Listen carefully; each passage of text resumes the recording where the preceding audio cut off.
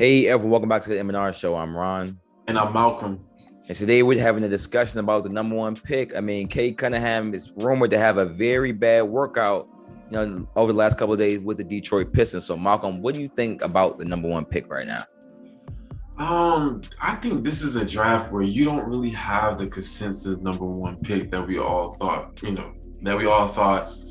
will be coming to the end of the season. Cade Cunningham is 6'8", point guard, has great size. They dream about him and they say that he could be just like a Luka Doncic type of way where he can be able to post up, he can be able to score anywhere on the court, he can be able to, take advantage of smaller, players.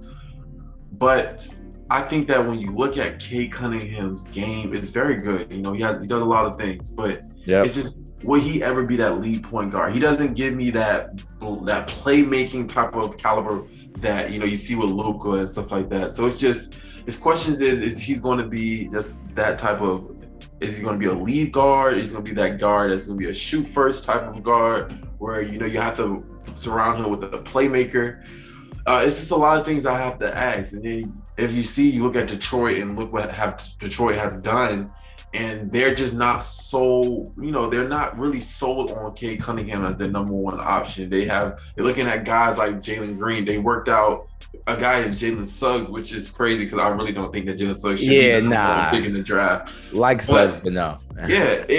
It's really, it's just really interesting to note because at the end of the day, we figured that last year with Anthony Edwards, stuff like that. We thought that he just won't, if he wasn't the consensus number one. So I think this year, I don't think that Detroit is looking at Cade Cunningham and think that he will be a franchise player. I think they think that he might be all-star, best as an all-star player, if that.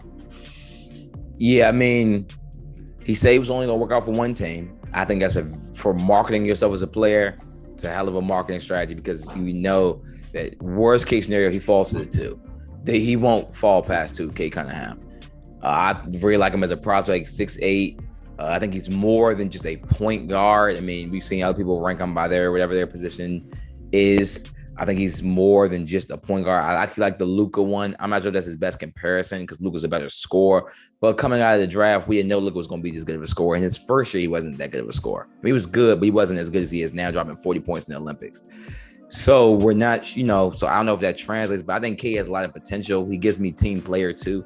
Ego isn't that high. Not that truly, truly matters, but clearly I think he's a team player. He'll get others involved. He probably is a little bit too ball dominant.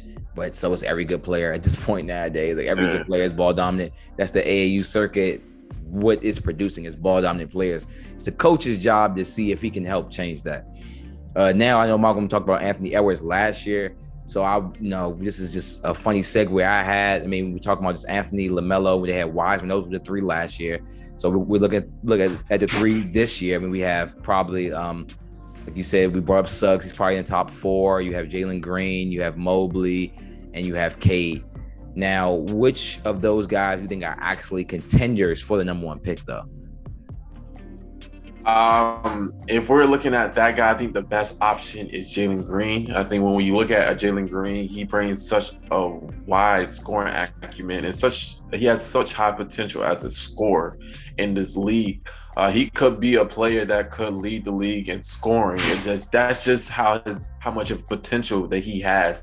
And I think that if he gets bigger and works on his shot selection, he could be the best player in this draft. But I think that's what we have to look for. I think that's really the biggest player that can be able to go over, Cade Cunningham. I think that's the only player, to be honest. I don't really think because I guess they said the Pistons did their due diligence on Jalen Green and Jalen Suggs. I don't think Jalen Suggs is a number one pick. If that happens, Detroit will be trading back.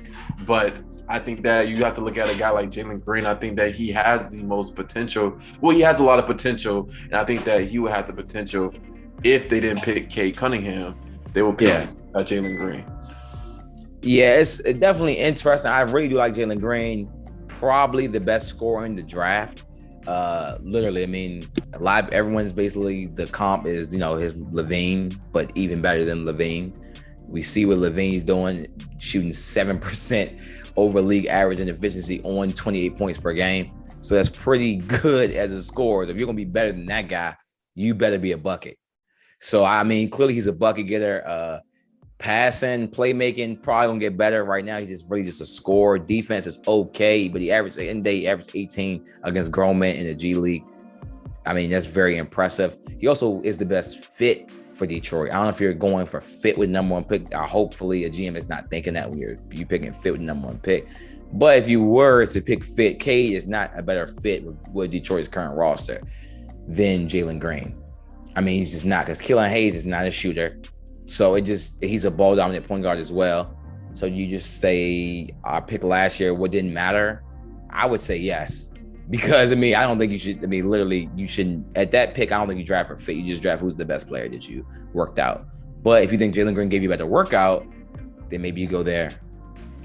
And Jalen Green is more of he's a 6'5" guy, he's 19, so he has room to grow. I think that, they heavily invested Killian Hayes last year with the number 7 pick. And, he had injuries throughout the year. So they didn't really see what he can do, to be honest. And bringing a guy like Cade Cunningham, which I understand that he is, a very good player, the number 1 pick in the draft. But if you can look at a guy like Jalen Green, you don't really have a 2 guard. And if you can be able to combine a 2 guard as in Jalen Green, who can score anywhere on the court, with a Killian Hayes, who they have a lot of confidence in, because the beginning of the year they had confidence in Killian Hayes because based off his overseas experience the year before. So they have so much confidence in a guy like Killian Hayes. I think they want at least one more year of Killian Hayes and see what he can predict. But at the end of the day, they're at a spot where they can really pick either or, to be honest. But Cade Cunningham is really good as the lead guard, and that should be like the only problem that they're having right now, which makes them look at different avenues, which is Jalen Green. Yeah, I definitely like Cade as a lead guard, and because they are rebuilding. You don't have them on pick, you're not rebuilding, so they are rebuilding. But they did have a decent roster with the Sadiq Bey knockdown 3-1 that they stole in the draft last year. He was with the Grant, who was in the Olympics. I mean, he got COVID, but he made the Olympic team. I mean, that did mean something, at once upon a time. They got Isaiah Stewart. They got Isaiah Stewart. So they got some players, and Dwayne Casey, I guess, if that's somehow like a calling card for you all. I mean, he was. I mean, I'm not gonna say he's not a good coach, but at one point, I guess I assumed he was. So I mean, you do have that. But moving on, basically, now we want to talk about the 2 and the 3 pick. So if we assume K goes 1, who are the 2 and the 3? So with the second pick, we have the Houston Rockets. Do they go Jalen Green? Do they go Evan Mobley? They must go. Houston Rockets have to go Jalen Green. And it's so crazy how this will work with Kevin Porter Jr. and Jalen Green as, the 2 scorers on the team with a Christian Wood. That's all skill right there in Houston. And I think that would just be Mark Kenyon Martin Jr. too is on the team. Exactly. Not forget about him. You're right. But I think that would bring so much excitement into Houston with these level of different scores. And then if Jalen Green becomes the guy that, we all think that he can be, that Jalen Green and Kevin Porter Jr. backcourt, my God, that would be different. But I mean, for the third pick, it really has to be Evan Mobley, who is such a dominant, center. Even though he needs to gain some more weight, he gives you that 2-way presence. I was hearing stuff as in he has the offensive game of Chris Bosh, but the defensive. Oh God, they gave him Bosh offense. Oh, he's going higher than this. Exactly. And then like the defense of Anthony Davis. So they see the. I guess so. They see the potential that that Mobley has. And so maybe this could all work when Mobley. I understand that Mobley has to get bigger. At the end of the day, he really has to get bigger. At 215, 7 foot, playing against those bigs, he's going to get killed. But if he's able to, get bigger and stuff like that, he has that mold to be that type of player, a 2-way presence. They really think that he's going to be a special player. I'm just hearing, looking at reports, looking at articles, stuff like that. They think that he's really going to be a special player. So, hey, we never know. Cleveland might get a very good person in Evan Mobley, even though they had Jared Allen. Yeah, I'm not gonna lie. I like Green's fit with Cleveland better because I think him and Garland are a really, really good fit. Now, Porter Jr. and Green, I think they're just straight buckets, but I don't know. Like they're both shooting guards. So I just don't know like where do you play them because I don't think that Kevin Porter Jr. is not a point guard. We clearly were talking about Green is not a passer for real. So like maybe you slide him down to 3. I guess they have Wall still. I mean, technically John Wall is still a Houston Rocket. He is a playmaking point guard. And at this point of his career, he's really probably a playmaking guard. So maybe one of them slides to the 3. And I guess you go with Wall, Kevin Porter Jr., Jalen Green, Kenyon Martin Jr., and then Christian Wood at the 5. If that's the lineup, I mean, I don't think that's bad at all. I just don't know, are they planning to keep John Wall? Maybe. I mean, he's under contract for $40 million, so they probably have to. Yeah, I haven't heard any reports of John Wall moving anywhere. I haven't heard his name, period. Like, I haven't heard anything about John Wall. Injury, he was out for the season. Let's not forget, he definitely had surgery. I've heard nothing. Recovery, nothing. Yeah. So, as a former, the Wizards fan and former Wizards star, I hope for the best for John Wall. But now I do think Green is really a good fit with Cleveland, though. I'm a big Garland guy, so Garland's a playmaker and a shooter. Green, I think they just fit really well. But, like you said, Mobley, really a two-way. I mean, Kubash and Anthony Davis, that's crazy. His offense game, he definitely can do a lot. He definitely has some stuff to work on offense. Clearly, defense, he's going to be a study average 2.9 blocks per game. Not the greatest stat for defense, but 3 a game is kind of insane. You kind of have to value that a little bit. So in college at that, where the system isn't even the same. So I think he'll be really good defensively. He's really good on switches too, which is today's NBA. I think really he'll be like a 230 by like maybe like a second or third year. And that's like going to be like, I don't think he'll probably never be like a 250 guy. Mm-hmm. I think he's like a 5, but more so like Bam weight type 5. Like not, because he has to have enough speed to be able to switch. And if you add too much weight, then you're not going to be able to switch. We saw how Rudy Gobert, even as a great defender, with too much weight, it's just impossible to be, but so fast on your feet. Yeah, I'm about to say, looking at Evan Mobley, he's a little slim. He gives me that Rudy Gobert type of mode more than a Bam Adebayo type mode. But yeah, I think that Evan Mobley will have some problems guarding bigger 5s. But one thing I have to say is he can be able to be a menace on defense and, be able to make it hard for even a bigger guy to be able to shoot over him based off his length and his size and stuff like that. But I really like this pick for Cleveland because at the end of the day, do they really want to pay Jarrett Allen that money, even though they traded for him, even though they was even in like a third I don't know what's going on with that. I don't know what's going on with that. And then on top of that, do you think that Houston at the number 2 pick, they like Christian Wood and they have him on a cheap deal and he's a young player? Do you really think they're going to get away from him doing that by getting a guy like Evan Mobley? Do you think that they can work together? I think that'll be a wonky fit offensively but they can still stretch the floor, but based on their abilities, I just think that it will be a little problem. But I mean, I like the number 2 picks. I like what the potential could happen with Kevin Porter Jr. and Jalen Green. And I mean, you said that he's not a point guard, but there was times in the season when John Wall was injured that Kevin Porter Jr. He was the leading point guard and he was facilitating. He had games he had over 10 assists. He had a lot of games where he showed his playmaking skills. So I think that it can go good towards his development with a guy like Jalen Green.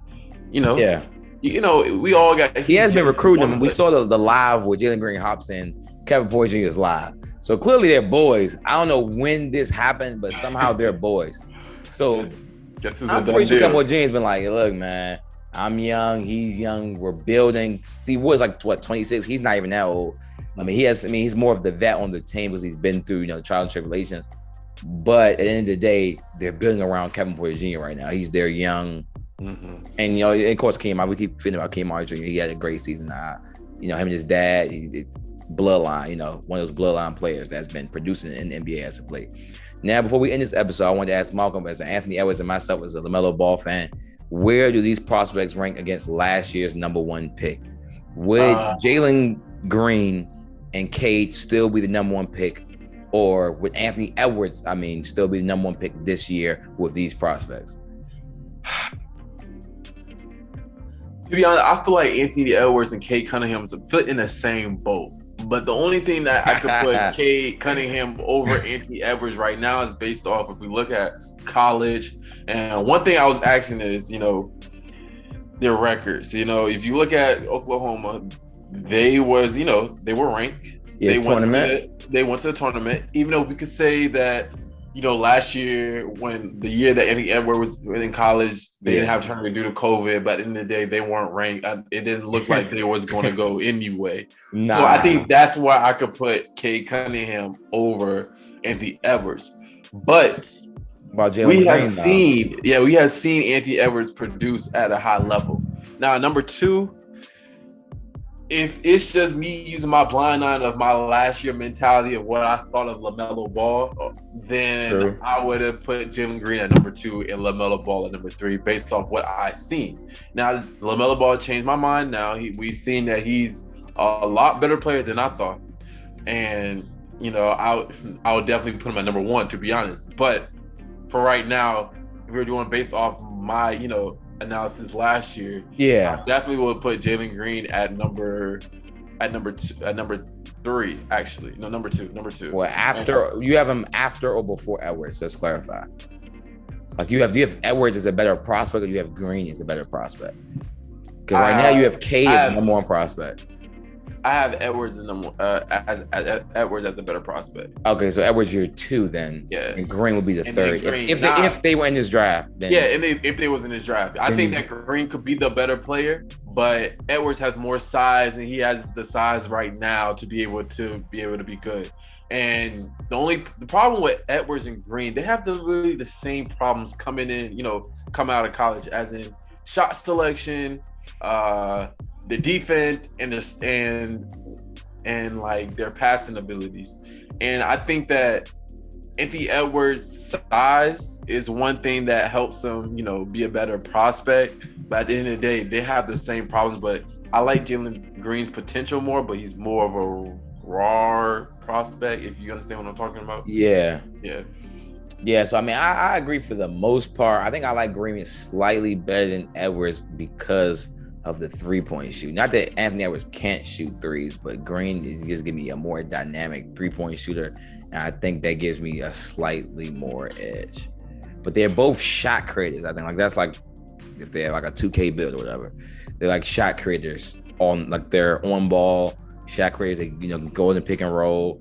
Going to definitely feast in the mid range. We just saw like a Devin Booker is another shot creator in the NBA. So that type of mode of score. So. Yeah, and they're both definitely 2 guards. Like that's the literal definition of a 2 guards. Anthony Edwards, Jalen Green. Those are 2 guards. There's no ifs, ands, or buts about it. We know, just like D-Book and Bill, those are 2 guards, 100%. So, yeah. Any final, things to say to the fans? Nah, just enjoy this draft. This will be, a good draft. You're having young players come in after the old players go out. So I think just enjoy this draft. I really want to see what happens with the number 1 pick, but I feel like everything else should fall in suit. So, I want to see what the Warriors really do. So we'll see how that goes. But that should be interesting as well. That should be interesting. But nah, that's it. That should be it though. Okay, well, make sure to follow us on YouTube at M&R. Well, not follow us, subscribe, like, and comment us on YouTube at M&R Show. And guys, I appreciate the support. Make sure, follow us on Instagram and on Twitter at Malc and Ron Show. We have different things as in polls. We talk about a lot of bold takes, Ron does. But for sure. Make sure you stay tuned, though. And I appreciate y'all. All right. See y'all later.